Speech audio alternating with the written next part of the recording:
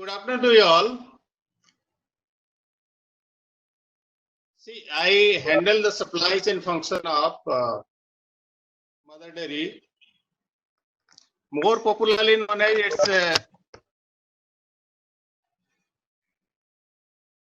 hello. Sir, please continue. We can hear you loud and clear. So we can hear you. Please continue. I handle the supply chain function for fruits and vegetables of Mother Dairy under the brand name of Safal. With the COVID situation, which was never thought or never planned of, things became all of a sudden things became haywire. Now it all started with the Prime Minister's declaration of lockdown.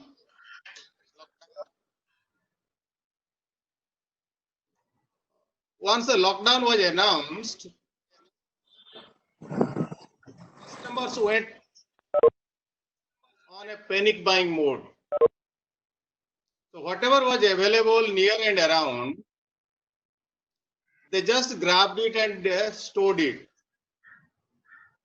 So as a result of it, there was a short-term supply shortfall as well as the price rise. Now, on the other hand, the supply chain was never prepared for the constraints that were coming up. The constraints of non-availability of transport, non-availability of labor. So things went haywire all of a sudden. As a result of which,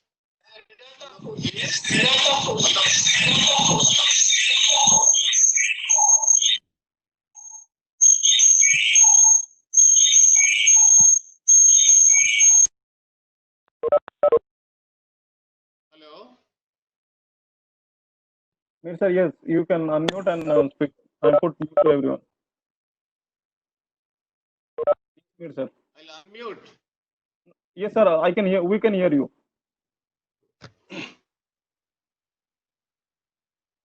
Now, as a result of which, the farmers at the production place we are piled up with their own produce. The prices dropped. There were no takers. The normal mandi system, in fact, collapsed.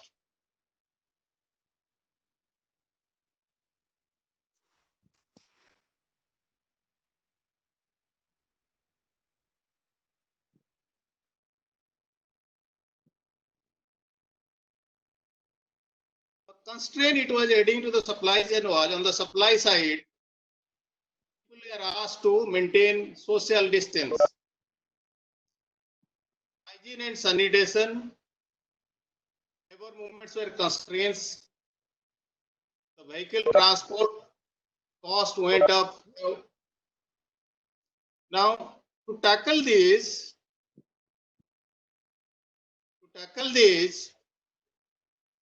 there were issues because as such people are not aware of hygiene and sanitation aspect. The farmers are ignorant.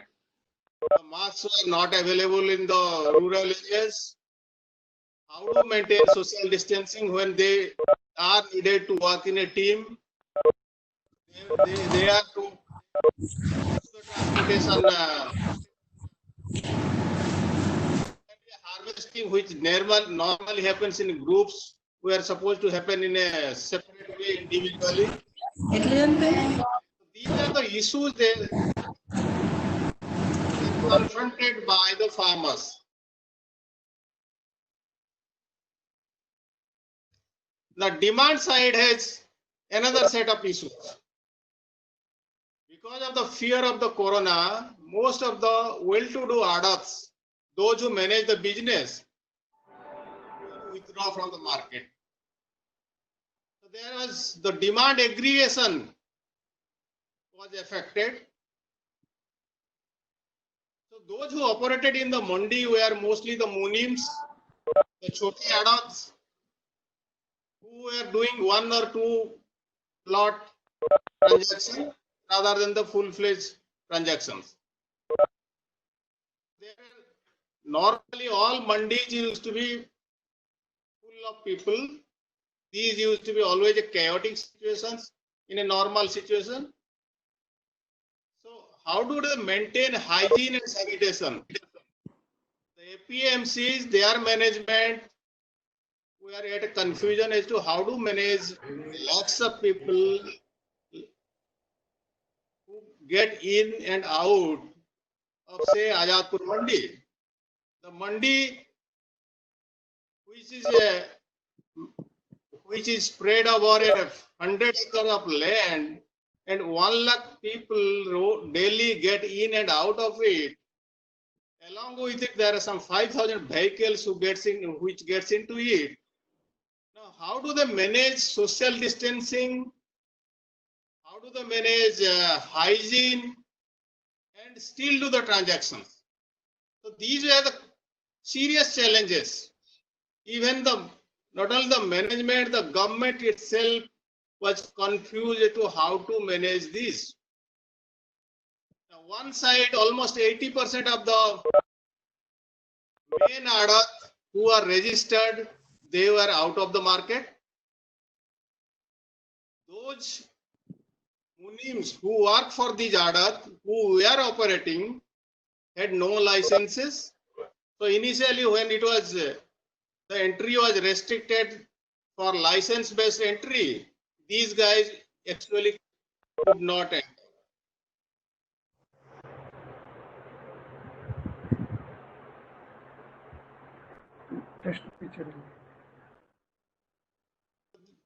These small adat could not enter.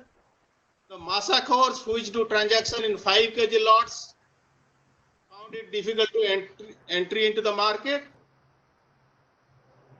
The truck drivers, the cleaners, the assistants, they are not aware as to how to manage the social distancing and what precautions needs to be taken. So the cases became complicated. Now, as a result of which, the aggregation of demand could not take place. And the ripple down effect of it that farmers actually had no one who actually assured them that if they send material to the mandi, those will get sold. So the supply chain breakdown started with non-assurance. It was not much of the transportation, but more of the demand aggregation that did not take place. The reason for breakdown was more onto the demand aggregation. Now, on the other side of it, that these were the mandis, the unorganized way of doing fruits and vegetable trade, which comprises almost 98% of our Indian trade. They had nothing else other than the mandi system to bank upon. The little bit, whatever MRFs were there, they operated also in a very small way. Couple of places, the online trade went on, but these are the minuscule, like 2% of the 100%. So in fact, that did not matter much of it. So what we saw subsequent days was, for a farmer, disposal became a serious issue.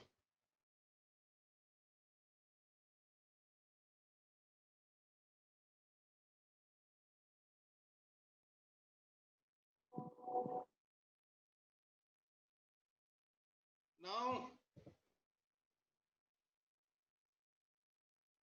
This resulted in harvest being piling up at the source locations. There were no takers. No way the farmer could move these. The produce in the production area remained there itself. And when the produce continued to get piled up in the production area without movement, it ultimately leads to a distress sale. Now, as a result of this, the farmers' returns were also affected. Farmers in many places lost from about 40% to 60% of value. There were price drops, certain level of spoilage, and buyers not available.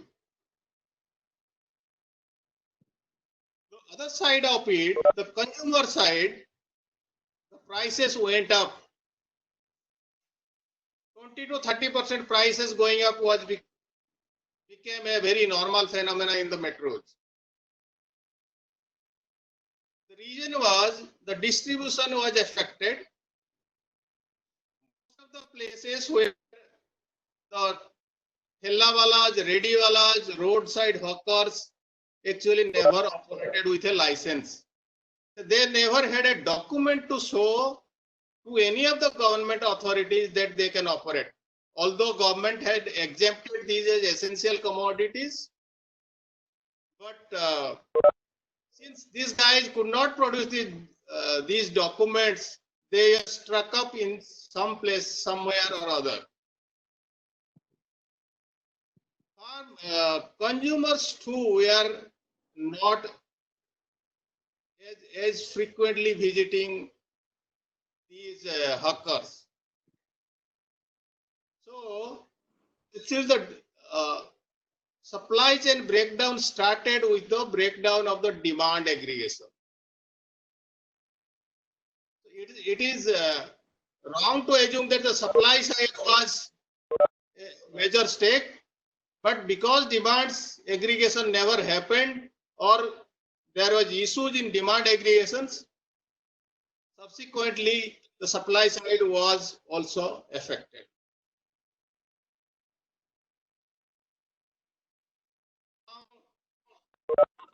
Why did we enter? Why did we get into such a situation?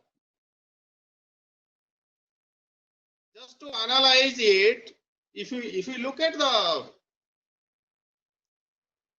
total food production in India, we produce about 1 billion metric ton, which is about 1,000 million metric tons. Out of this, almost about 300 million metric ton is what, which is the grains, and which is almost about 30%. Then comes the fruits and vegetables. This is again about 300 million metric ton, little more than that also. This is perishable. Similarly, the other big segment is the milk, which is about 26 to 28% of the total food. Now, if you analyze little bit, the grain supply chain is more so managed by the government. At least the 30% of the grains, like 100 million metric tons, government and its agencies like FCI do the procurement storage. So that is a fairly stable supply chain. Similarly, milk is operated by 30% of the organized sector. Of the 30%, almost about 20% is through the cooperatives. And cooperatives have a large number of farmer involvement. So milk also had more so, may not be that stable, but still it is much more stable than fruits and vegetables. Now, issue comes when it comes to fruits and vegetables. Fruit vegetable comprises of 98% of the unorganized sector. Now, these unorganized sector are not managed by any single individual, nor these use any kind of software or technology, nor does government has control entirely on these. So as such, if you look at the fruits and vegetable supply chain, without COVID, the supply chain is a perpetual issue for fruits and vegetables, because no one is accountable in the entire chain. There are lots and lots of different stakeholders, but none of them are accountable for the entire end-to-end delivery. Now, as a result of this, look at the farmers' share in the consumer pie. What consumer pay? If consumer pays 100 rupees, actually what farmers get in fruits and vegetables is just about 25 to 30%. So where does the rest amount goes? Rest all is shared in the supply chain system where different stakeholders work on. This 25 to 30% in a developed country where you have a organized formal retail system is about 65%. So that's where the issue comes, that since we are not organized, we don't know who is responsible or who is accountable for it. And farmers continue to struggle to monetize their commodities. He has no choice basically other than to go to the mandi. Now, once he goes to the mandi, he is the most vulnerable person. Farmer, as long as the crop is in the field, farmer is the king. Once crop is harvested and he takes it to the mandi, he becomes the bechara. He is the most uncertain person there. Now he has to buy all his inputs in retail, and that too in MRP. But while selling, he has to sell in auction with an unknown price. He cannot fix a basic price or minimum guaranteed price. So as such, our supply chain is vulnerable. Now with this COVID, it became much more visible. People could actually see in their eyes the supply chain breaking. And the impact of the supply chain will be felt both by the consumer as well as the farmer.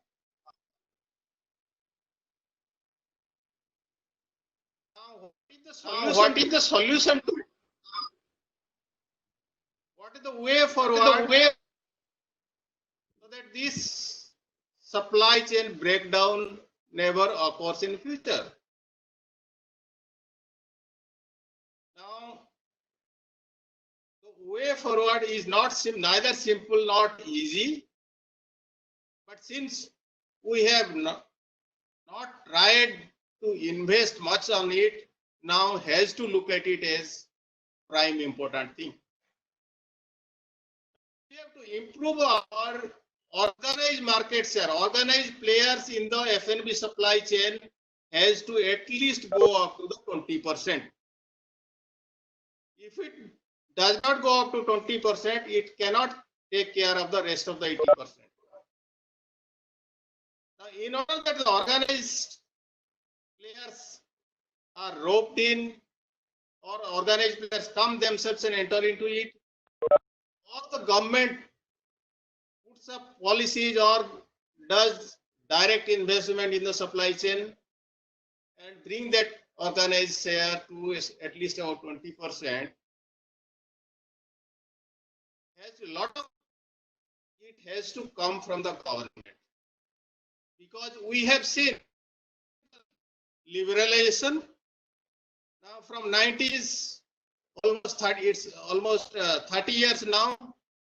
While other sectors have seen the impact of liberalization, many investors getting into it. During last 30 years, we have not seen that kind of enthusiasm in this F&B sectors. Now today, if you look at who all are trying to get into the F&B sector, are the startups. The startups, small startups have big ideas, big thoughts of technology, but they don't have that kind of capital base. And it is, if we are operating when the market itself is unorganized, it is very, very difficult for them to compete with an organized sector trying to compete with a 98% of the unorganized sector is an extremely challenging thing. So that's the reason why a lot of government has to pitch in lot of investment in it. Investment mostly has to get into the market side of it and market infrastructure of it. And in certain places, they need to do policy correction as to treat F&B as a national unified market, rather than every state imposing certain regulatory restrictions in movement. So that is one point where I think we need to look at it and see that the future investment gets into the supply chain, so that such a situations are not faced once again. So thanks a lot.